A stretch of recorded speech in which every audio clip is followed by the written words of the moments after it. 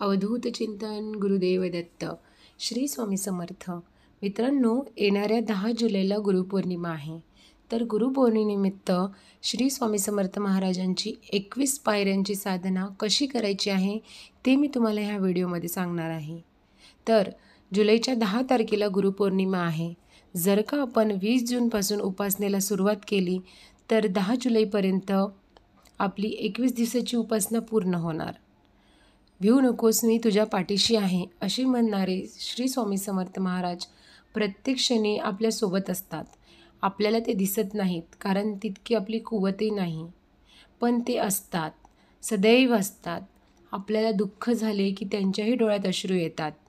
आपल्या लाडक्या भक्तांना खरंच ते काहीही कमी पडू देत नाही.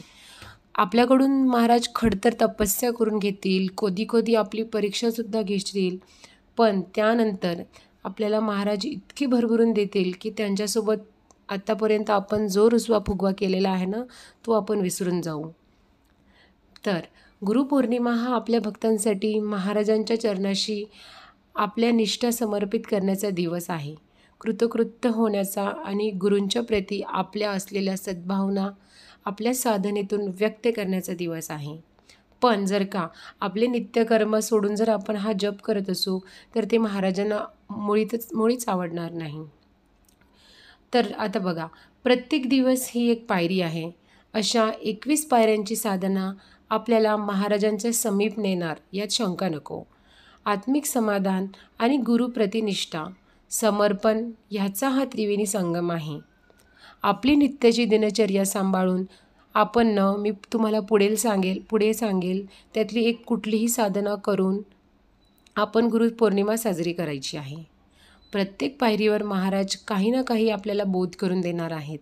आपल्याला आपले आत्मपरीक्षण करताना आपल्यातील चुकांचा आरसासुद्धा दाखवणार आहेत.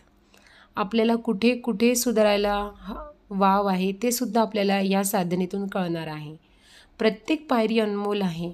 आपल्याला आपल्या आयुष्याचा लेखाजोखा आपल्यासमोर उलगडणार आहे.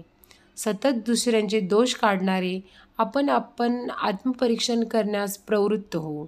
21व्या पायरीवर मन आणि चित्त दोघांचेही शुद्धीकरण होईल आणि महाराज काय आहेत, स्वामी महाराज या काय आहेत खरं तर ते आपल्याला अंशतः तरी समजेल. तर आपण बघूया आपल्याला कोणती साधना करायची आहे.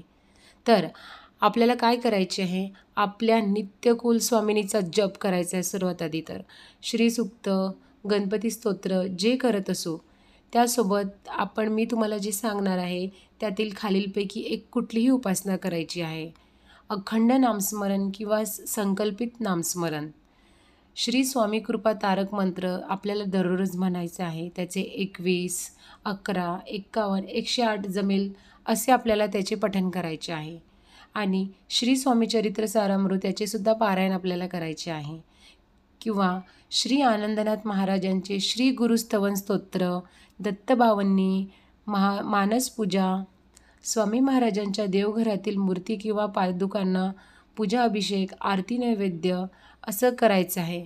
आणि वरीलपैकी किंवा आपल्याला जे सुचेल त्याप्रमाणे आपण एखादी साधना 21 दिवसाचा संकल्प घेऊन करू शकतो. त्याचसोबत रोज अन्नदानसुद्धा आपण करू शकतो. या सर्वाचा उपयोग म्हणजे आपल्या पुढील 21 दिवसात होत जाणारा बदल, आपल्याला पडणाऱ्या प्रपंचातील अनेक प्रश्नांची उत्तरे आपल्यालाच मिळत जातील. प्रचिती विना भक्ती नाही आणि महाराज आपल्या भक्तांना प्रचिती दिल्याशिवाय कसे राहतील. अशक्य वाटणाऱ्या गोष्टी फक्त तेच शक्य करू शकतात. प्रचिती माणसाला जगण्याची उमेद देते आणि महाराजांच्या ठायी विश्वास द्विगुणित करते. गुरुपौर्णिमा, प्रगट दिन ही तर फक्त निमित्त आहेत. आपण ह्या दिवसांची वाट न पाहता अगदी मिळेल त्या क्षणापासून साधनेला सुरुवात केली पाहिजे. आपल्यातील उत्तम माणूस भक्त घडवण्याचे काम आपण केलेली साधना करत असते. साधनेतून तावून सुलाखून निघालेला भक्त महाराजांच्या समीप जातो. त्याला गुरुचरणाच्या शिवाय काहीही दिसत नाही. साधनेच्या ह्या काळात अनेक दिव्य चमत्कार होतात. आपल्याकडून महाराजांना नेमके काय अभिप्रेत आहेत ते समोर येते. साधनेचा काळ हा आत्मपरीक्षणाचा काळ असतो. आपल्या आतमध्ये अंतर्मनात डोकावून अनुभूती घेण्याचा असतो. मनाची सात्विकता, शांतपणा, संयम, विचार करण्याची क्षमता, मनन, चिंतन सर्व काही ह्या काळात होत असते. तर त्यातून एक साधक तयारसुद्धा होतो. लहान सहान गोष्टीत न अडकता आपण आपले जीवन गुरुचरणाशी समर्पित करता आले पाहिजे. हेच आपल्याला ही आपली स्वामींची येणारी साधना शिकवत असते. भौतिक सुखे पायाशी हात जोडून उभी असताना झोपेच्या गोळ्या न घेता झोप येतच नसेल तर त्या भौतिक गोष्टी किती निरर्थक आहेत आणि अशाच सर्व गोष्टीच्या मागे आपण आयुष्यभर लागून आपली शांतता, मानसिक शांतता मात्र घालून बसत असतो. मनाची शांतता, मनाचा समतोल पुन्हा मिळवण्यासाठी ह्या 21 पायऱ्या 21 दिवसात चढताना दिव्य अनुभव आपल्याला येत असतात. आपलीच आपल्याला नव्याने ओळख होत जाते.